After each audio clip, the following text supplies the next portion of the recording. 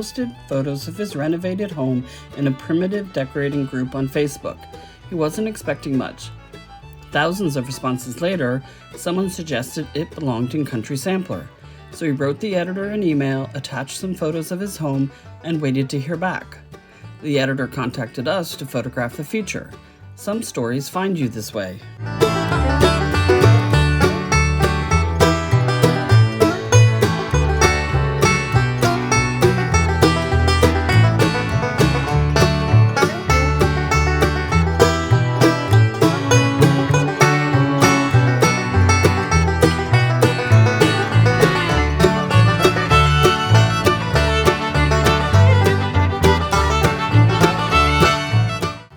Emailed photos had given us a glimpse, but walking through the door was something else entirely. The woodwork, the paint colors, the hand-hewn beams, all of it worked together in a way that photographs taken on a phone simply couldn't capture. This house was bright and more inviting than we expected, and every detail was intentional.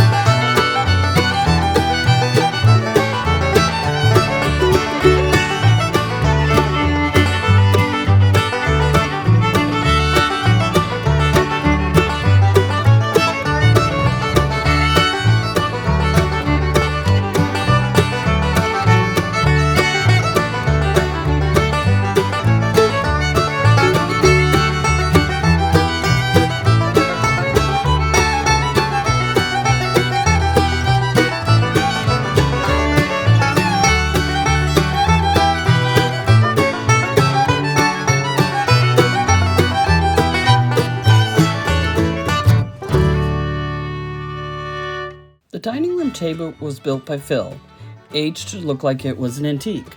The Windsor chairs are period style, painted black the way they would have been in an early American home. And that tall chair on the left is a make-do, a colonial tradition of repairing a broken chair by combining parts from two different ones. Phil and Tanya made it themselves. In this house, if something needed to exist, they figured out how to make it.